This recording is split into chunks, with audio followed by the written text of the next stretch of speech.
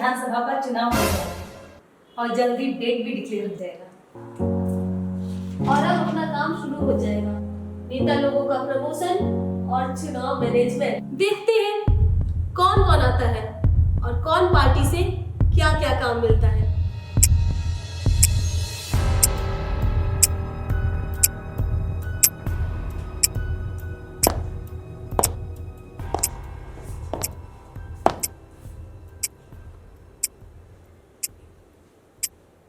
हाँ तो मेरे प्यारे देशवासियों, हम हैं चुनाव मैनेजमेंट एजेंसी और मेरा नाम है दिशा रावल। हे प्रभु, आप हमें आशीर्वाद दीजिए कि हम किसी अच्छे और ईमानदार नेता के लिए काम कर सकें।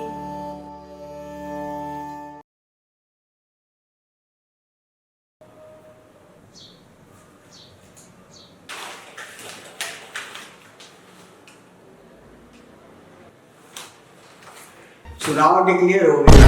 इस बार चुनाव लड़ना है। एक पीआरओ रखना पड़ेगा। जिम्मेदारी किसको दूं? साहब वो दिशा मैडम है ना, आजकल बहुत चर्चे में है। साहब वो दिशा मैडम बहुत कड़क है। वो हर किसी का काम नहीं लेती है, सोच समझकर काम लेती है।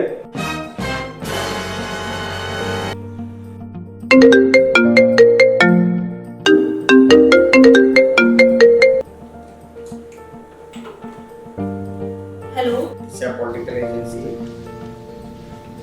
कौन बोल रहे हो? जी मैं दिशा बोल रही हूँ। निशा जी, बाबूलाल बोल रहा हूँ। मुझे आपसे मिलना है, कभी मिल सकते हैं? क्या काम था?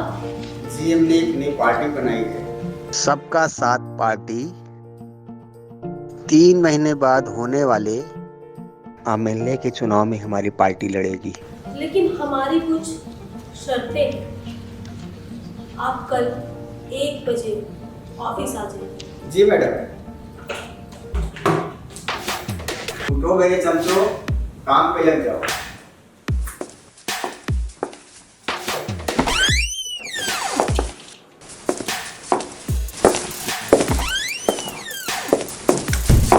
दिशा मैडम। जी कहिए। मैं बाबूलाल, कल आपसे बात हुई थी ना? श्रीमान, आप आधे घंटे लेट हैं। सॉरी मैडम, ये कार्यकर्ता चिमटे लोग ना आने में लेट हो गए। लेकिन हम टाइम के बहुत पाबंद हैं। आप तो पहले ही दिन फेल हो गए। Sorry madam. कोई बात नहीं, आइए बैठिए। आपको मेरी सेक्रेटरी रचना कुछ बातें बताएंगी।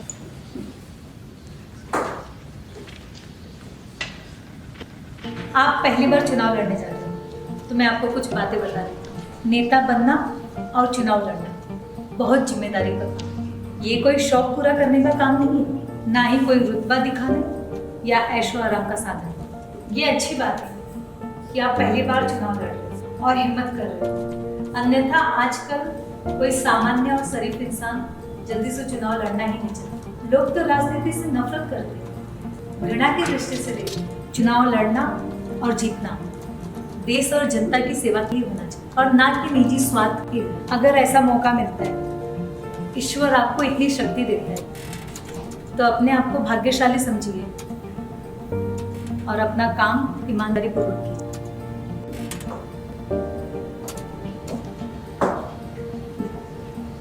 देखिए, हमने आपको पहले ही कहा था हमारी कुछ शर्तें हैं और फिर हमारी फीस भी बहुत है। फीस? मैडम, हम तो देश के सेवक हैं, जनता के लिए लड़ते हैं।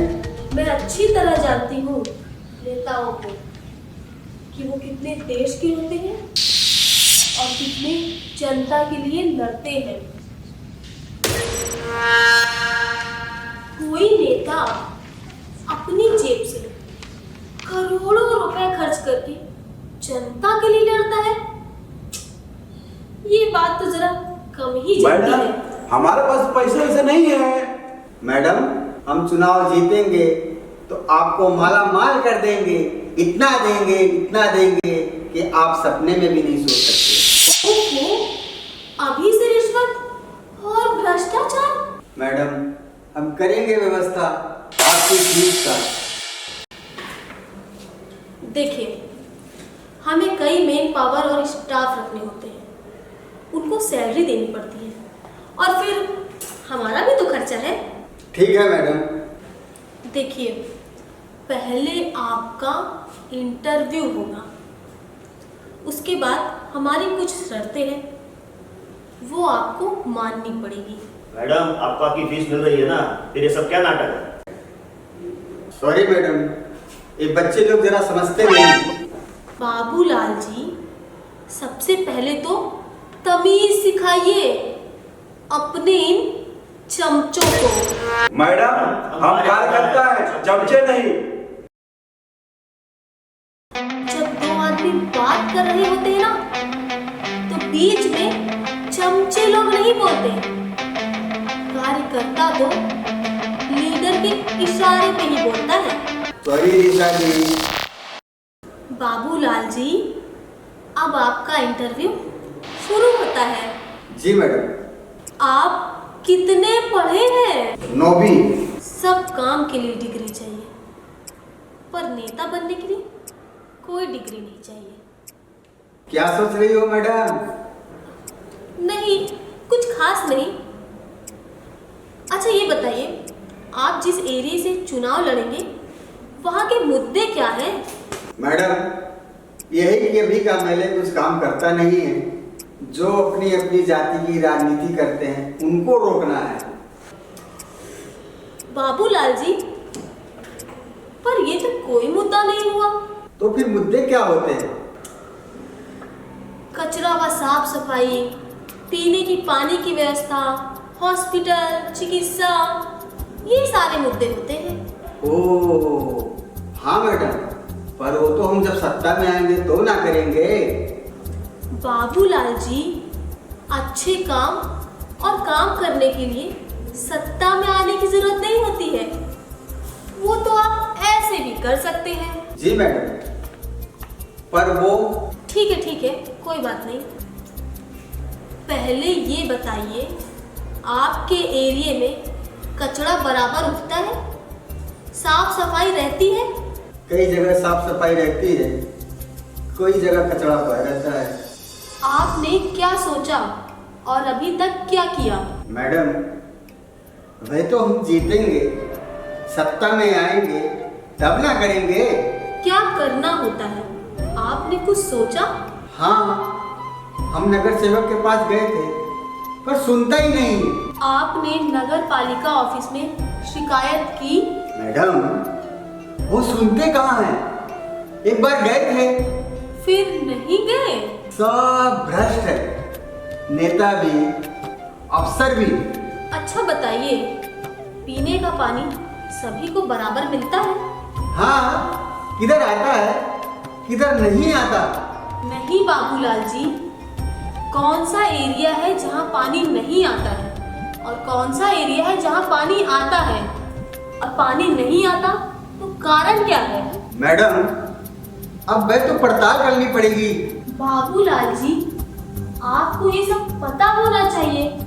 आप एमएलए का चुनाव लड़ने जा रहे हैं और आपको समस्या ही नहीं पता। सॉरी मैडम, अभी हम ये सब रिकॉर्ड बनाएंगे। ठीक है, अब ये बताइए, आपके एरिया में कितने हॉस्पिटल हैं, कितने सरकारी हैं और कितने प्राइवेट हैं? सही तो नहीं मालूम, पर प्राइवेट तो बहुत है, सरकारी भी कोई जाना ही नहीं चाहता। क्यों नहीं चाहता? समस्या क्या है? ये तो बड़ी गलत बात है। सरकार द्वारा दी गई व्यवस्था का कोई लाभ ही नहीं लेता है, जबकि सरकार का बहुत बड़ा बजट खर्च होता है। अब लोगों को कौन समझाए, ये सरकारी हॉस्पिटल भी तो बराबर नहीं है। सरकारी हॉस्पिटल में कितने डॉक्टर हैं और किस बीमारी की और किस बीमारी की नहीं है, आपको पता है? नहीं, पूरा नहीं पता। ये देखना एमएलए का काम है या मेरा काम है? लेकिन अभी तो मैं एमएलए नहीं हूँ ना। नहीं है पर बनने तो वाले हैं ना। जनता के पास क्या उद्देश्य लेकर जाएंगे आप? समझा मैडम, समझा। ठीक है। अगला सवाल, आपके एरिया में कितने स्कूल हैं? कितने सरकारी हैं और कितने प्राइवेट हैं? प्राइवेट तो बहुत हैं, पर सरकारी एक ही है। कैसे हैं स्कूल, स्पेशली सरकारी? ये तो बच्चों के पेरेंट्स से पूछना पड़ेगा। अभी तक क्यों नहीं पता किया, क्यों नहीं मालूम किया? सरकारी स्कूल देखा है कभी? जी हाँ, कभी कुछ फंक्शन होता है तो लोग बुलाते हैं, हम जाते हैं। वैसे तो 9वीं क्लास हम वहीं से पढ़े हैं। कभी सरकारी या प्राइवेट स्कूल के टॉयलेट देखे हैं? ये मैडम ये क्या पका रही है? इसमें कुछ आता है अभी नहीं? मैडम, अब आप भी क्या बात कर रहे हो? अब हम टॉयलेट देखते रहेंगे क्या? हाँ, बिल्कुल देखना पड़ेगा। एक स्कूल में 300 से ज्यादा बच्चे होते हैं। उनके लिए अच्छा टॉयलेट होना चाहिए, पानी की समस्या नहीं होनी चाहिए, साफ सफाई होती है या नहीं, दरवाजा कुंडी ठीक है या नहीं, ये सब देखना पड़ेगा। आखिर उनके स्वास्थ्य का सवाल है। मैडम, आप तो चुनाव जीतने के तरीके तो बता ही नहीं रही हो। लगता है अपने सफाई कर्मचारी बना के ही छोड़ेगी। ठीक है। ये बताइए, आपके एरिया में रोड कैसी है? खड्डों वाली है या बराबर है? अब मैडम क्या बताएं, रोड कभी बराबर रह सकती है क्या? इसी में तो सबसे बड़ा भ्रष्टाचार है। रोज तो रोड की खुदाई होती रहती है और भराई और निर्माण का तो कोई भरोसा ही नहीं। और बारिश में तो रोज एक्सीडेंट होते हैं। आपने इसके लिए क्या किया? कुछ प्लान सोचा है? अब हमारे प्लान सोचने से क्या होने वाला है?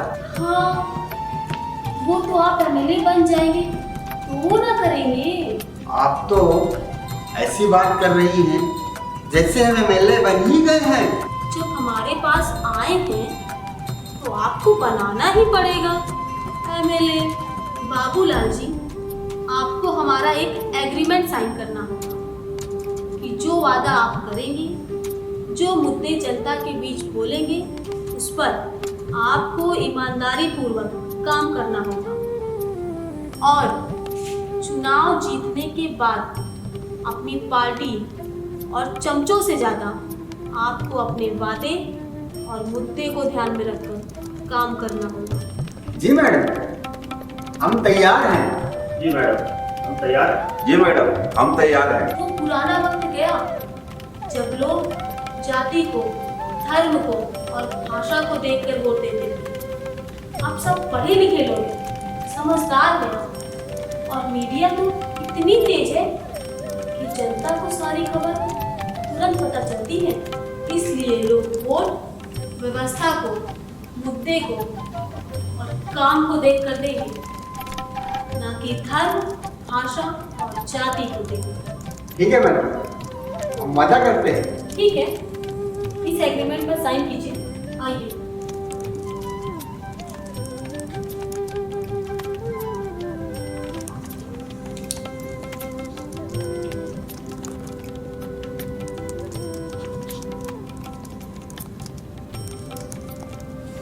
जय हिंद। जय हिंद। हम आशा करते हैं भारत के अच्छे भविष्य के लिए कि एक ईमानदार और योग्य व्यक्ति चुनाव लड़े और जीत कर आए।